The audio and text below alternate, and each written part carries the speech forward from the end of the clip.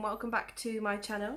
So today I'm going to talk about feeding issues and baby formula problems and how we found out that Felicity had a suspected cow's milk protein allergy. So she's just waking up now actually, so shall we say hi?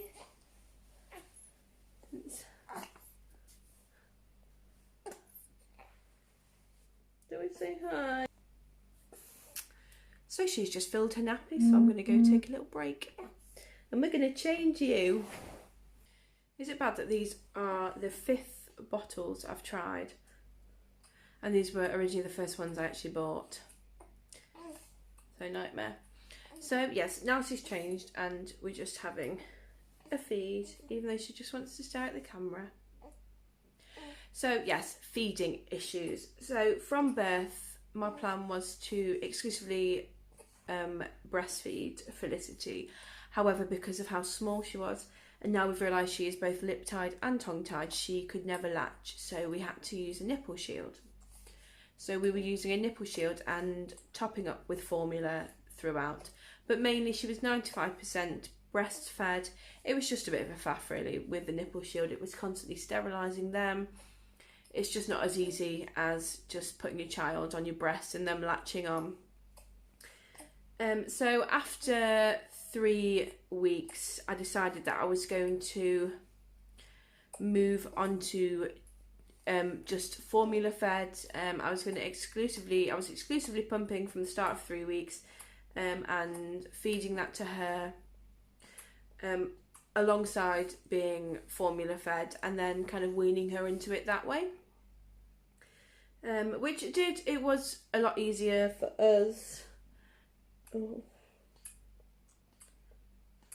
Just clicking a bit on this one today. Yeah, that was a lot easier for us at the time.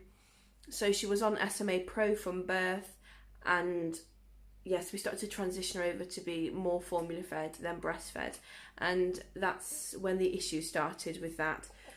So originally I noticed, because she was formula fed and breastfed, that her stools were a bit different consistency than exclusively breastfed babies. They changed occasionally. She was squirming quite a bit and arching her back, and it became quite apparent that she had a bit of silent reflux.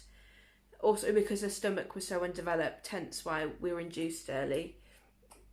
I thought that could have played a part into it, like her stomach was so small, and we were burping her frequently, but she was just in quite a lot of pain afterwards, and just ended up being really constipated on the SMA Pro, and was getting quite congested at night time. So we then switched to the Hip Organic, which I've got in front of me. We then switched to Hip Organic. I did my research on different formulas. Obviously in England we've not got that many. We've got Hip Organic, we've got Aptamil, SMA. I think there's a few more, less known brands or certain ones that you can buy, more expensive ones. But they're the three. Are they 3 main ones? Yeah, they're the 3 main ones in the UK. So switched to Hip Organic, which had great reviews, and just started her on that, and it just seemed to be okay to start off with. By that point she was just exclusively formula fed. We had stopped the breastfeeding. I had stopped the breastfeeding, and we decided that we were just going to stick with that. I would say a few days in, we hadn't noticed any difference really. She was still a constipation. Her stools got a bit looser, so that was one thing that was better. She was still grunting a lot. She was arching still, like obviously still a bit of the reflux, but she was starting to drink a bit more, which was good. Like obviously as she was growing, she was drinking more. So we thought that was fine. She then started to have really bad diarrhea. And I thought, oh, maybe this is just her adjusting to the milk. Like, this is just getting a bit silly now. Like, her body needs to sort itself out and do it that way. But she started to have little rashes on her after she'd drink. her face would slightly rash up. She started to get rashes around her ears, behind the back of her neck. She was a bit clammy, and she started to get these really red eyes. And then on the next day, because she'd had diarrhea for 3 days by then, there was quite a lot of mucus in the diarrhea. So I'd researched that and seen that that really wasn't quite a good sign. Like, there was something going on, like there shouldn't be mucus coming out. It had gone a strange colour by this point. It was a bit greeny. It was just a bit, just wasn't, her body just wasn't reacting to it, I think, that it should have done.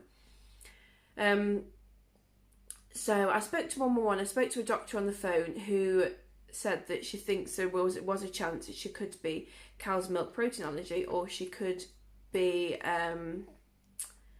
lactose intolerant, which is very rare in children. Lactose intolerant, it's more cow's milk protein allergy is the most common allergy in babies, and I know quite a lot of people that have had that. On speaking to them, at least one of the children have had it, so it is very, very common. So because she was getting really quite silent reflux at the time, and she was having to be quite elevated, she wouldn't sleep on anywhere that wasn't on my chest. She had to be upright. They said initially to try SMA reflux, but by this point we tried Infocold Gripe Water, and they wanted me to try Colleaf, which is it breaks down the lactose enzyme in milk. So we'd gone on to SMA reflux, and her reflux had definitely started to calm down, because obviously it was a thicker milk. So that had definitely started to calm down a little bit. However, she was still, it was bugging her up quite bad actually, and she was still considerably in a bit of pain afterwards. She wasn't settling after feeds, and she was starting throughout feeds to get quite uncomfortable. And it had come to the Sunday morning, and I'd fed her, and her eyes started to swell.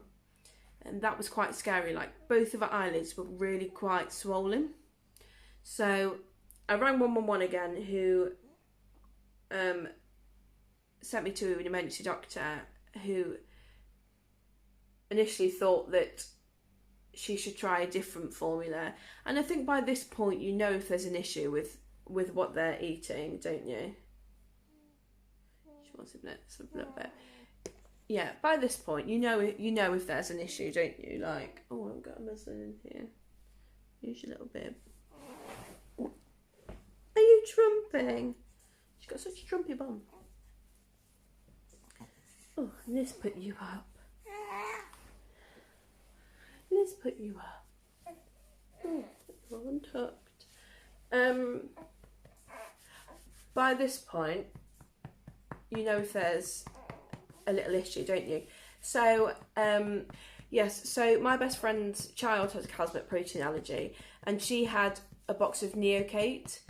And I spoke to the health visitor on the phone, the one from 111, and she said it can't do her any harm just trying her on it, just to see how she reacts.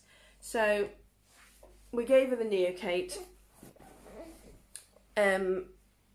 for about 2 days, and she was a completely different child. She was so settled.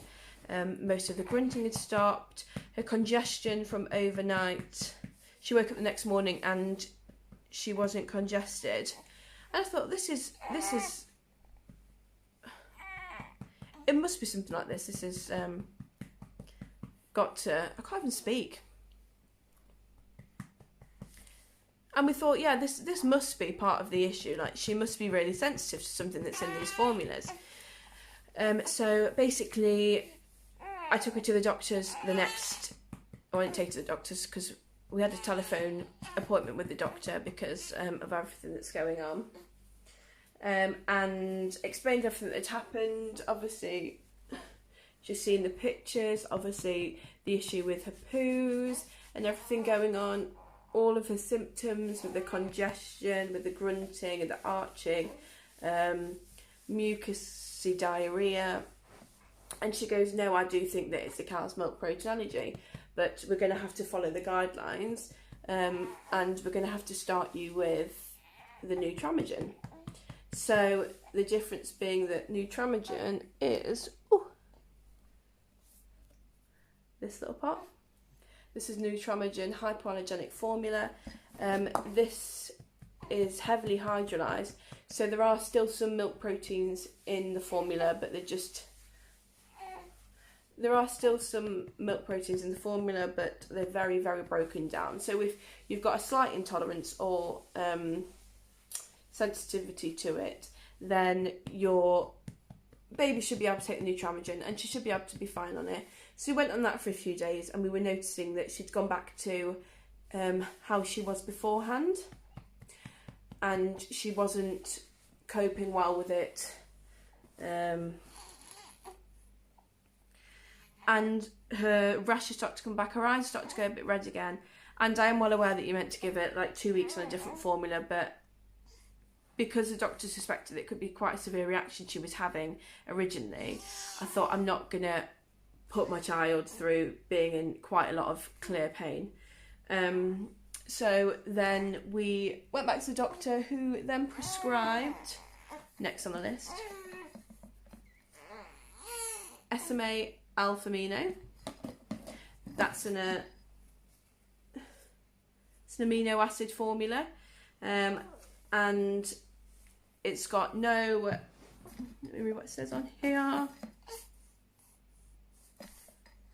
and it says, for the dietary management of infants with severe cow's milk allergy, multiple food allergies and other conditions where amino acid formula is recommended. So this is free of all dairy, soy, corn. I mean, I don't even know what's actually in it. I know it's quite lacking in calories. I do know that.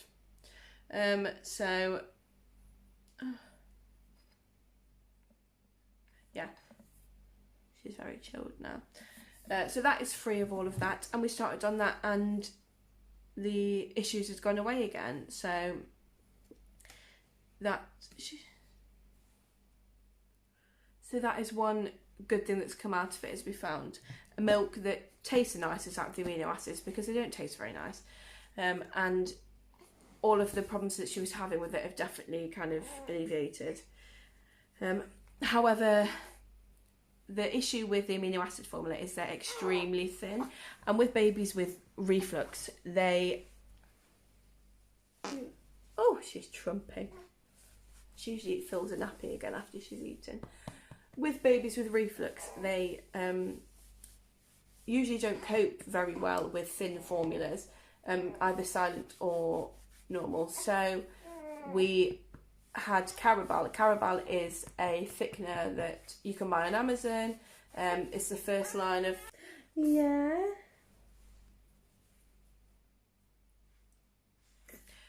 Carabal is the first line of defence for thickening feeds. However, it's made from carabine, which is related to the legumes family and the soya bean family, and quite a lot of babies with cow's milk protein allergy, if it's fairly bad, will have some sensitivity to soya as well. So we started her on that, and she started to have these symptoms again, and we're noticing that it could have been the Carabal. Could have. So the doctor recommended that instead of trying that, we would try infant Gaviscon to help with the silent reflux, and to see, because that thickens in the stomach and it's not the thicker feed, and to see whether that would help her keep her feed down, because she was having these silent reflux problems, but she was also, because it was so thin, she was starting to bring up the formula. She's smiling, she's got wind smiles. So we have been trying her on the infant Gaviscon, which we did for a week, and it doesn't have the best reviews, infant Gaviscon, which I can agree with, because I don't actually think it helped her at all. I noticed that she was actually bringing up more formula on it, and she just didn't seem tested on it. She got very constipated on it. She'd gone from pooing nearly after every meal, like 6-7 times a day, to pooing once a day, and she looked in so much pain. She wasn't sleeping throughout the night.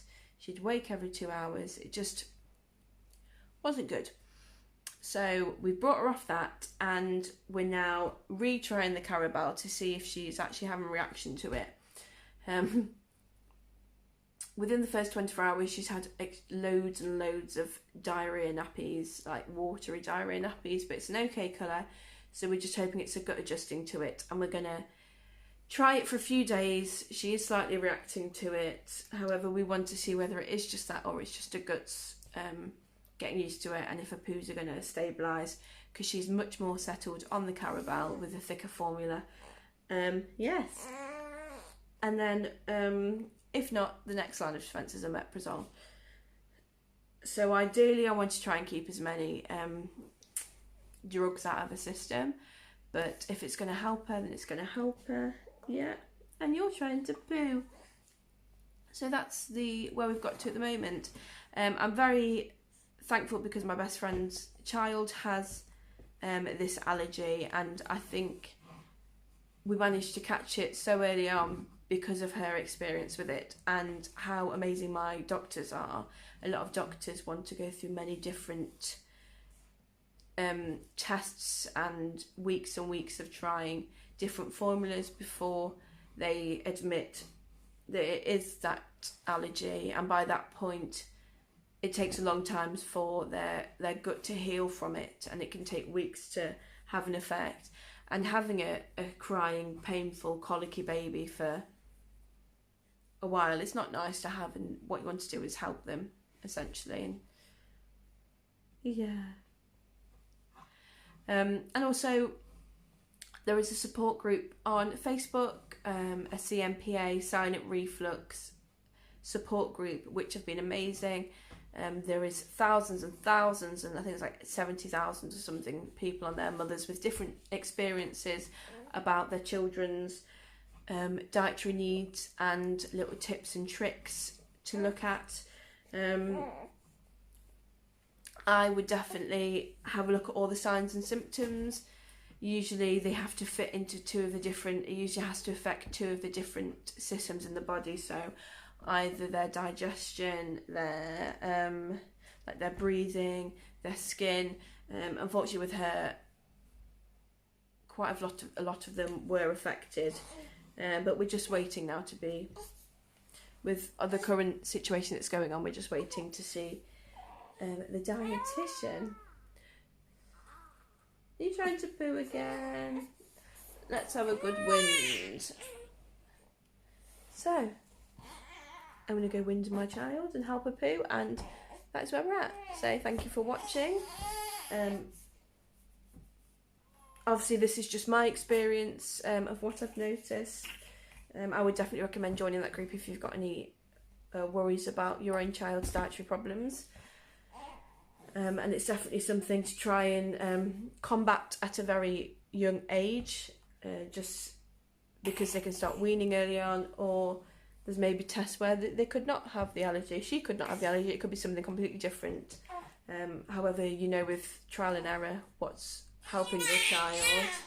Ooh.